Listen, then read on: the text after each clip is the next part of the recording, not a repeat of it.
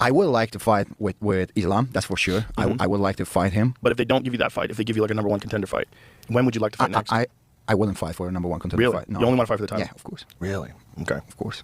I understand. That makes sense to me. Look, also, it's the most marketable fight. Everybody else has lost to him, right? I don't care if Islam decides that he doesn't want to fight me. I don't care. I said, till you're going to have to fight me. Okay? You say that you are the world champion, you're going to keep dominating the division, all that.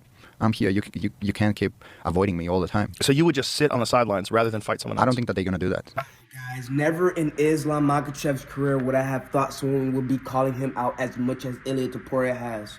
Now, guys, I got to go ahead and give Ilia Topuria credit where credit is due. I've been discrediting him, saying I don't want to see this fight against him and Islam. But I'm starting to backtrack on it, man, because as much as I've been discrediting him and giving him a little bit of flack, I got to go ahead and credit him for the simple fact that he is keeping his name in the headlines. He is making sure he is going to be in that title picture no matter what. It seems like every month, every week, every damn near day, he is talking about something, whether it's about his nickname change, whether it's about him wanting to face Islam, or whether it's just about him. So why can't I go ahead and applaud him for that?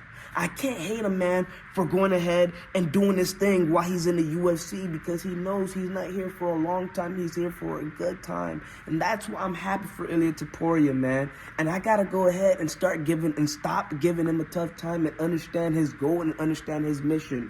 Now, on Islam's side of town, I can see why he's making the argument.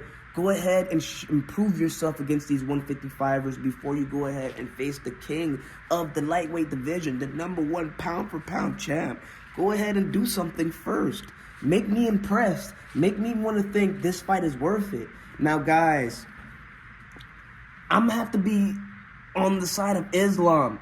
Now, you might call me crazy and said this fight needs to happen now. I don't think so. This fight is happening a little bit too early. I truly believe we need to have this fight build up just a little bit more. Let's see Ilia actually beat a lightweight.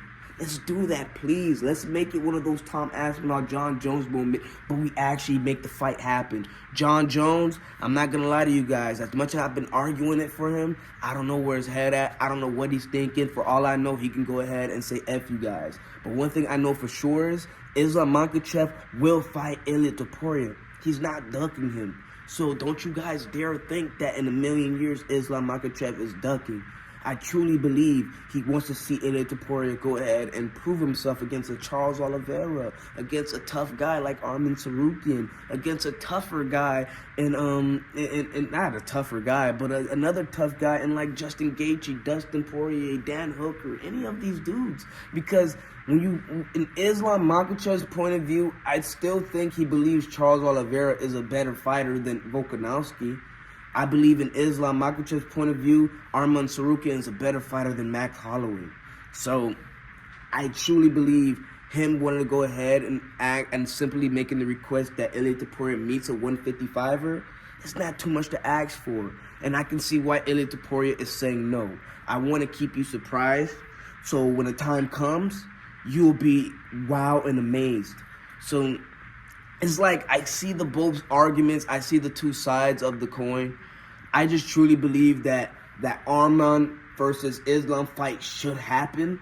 First, Islam Makhachev easily beats Arman Tsarukyan. We don't have to worry about it. And for the number 1 contender fight, I don't want to do Charles Oliveira versus Ilia Topuria just for the simple fact that Charles Oliveira is too good. He's too good, and I don't want to go ahead and have that matchup happen if I'm Dana White. I'll put a Justin Gaethje versus Ilia Topuria. You know this is going to be a banger of a fight if those two clash together. You have an Ilia Topuria versus Dustin Poirier retirement fight. You know you can compare and contrast Islam versus Dustin Poirier and Ilia Topuria versus Dustin Poirier. There's a lot of equations you can play before we go ahead and just instantly make that super fight. So in a way, well, not even in a way, I'm going to have to still be on the side of Islam Makhachev. But while me saying this, I have to understand I can't give Ilia Topuria a tough time. I can't. What he's doing is special.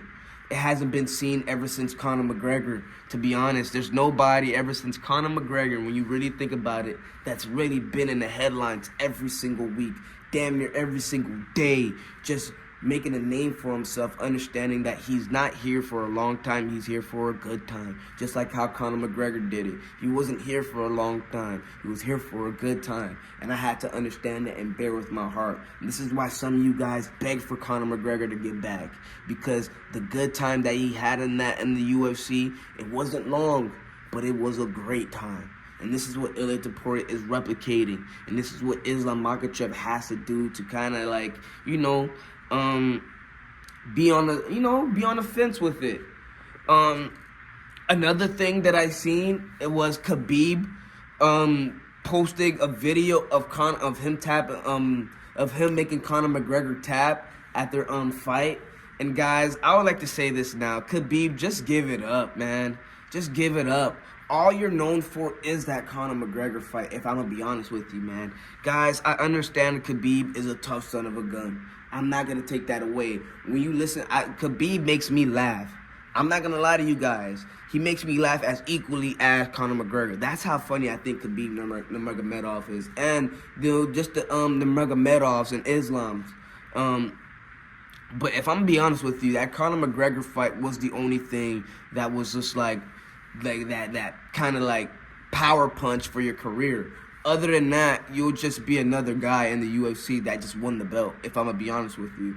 So, yes, you can milk the Conor McGregor thing as much as you want, but that's the only thing you can milk. Islam Makhachev, if he wants to milk this, that, this, and that, I'm not saying anything. But you, Conor McGregor, was your only greatest defeat. He lost to Dustin Poirier twice. He lost to freaking Nate Diaz. Y'all can go ahead and do the same gloating that you've done. Conor McGregor has been on a high losing streak. So saying that you made Conor McGregor tap and trying to make Ilia Topuria scared or trying to get him rattled up from that, it's not going to really do anything for Ilia Topuria. But I can see what you're doing, I guess. I don't know. But I truly believe that we need to see each of these guys fight one more person before we go ahead and just make that super fight, guys.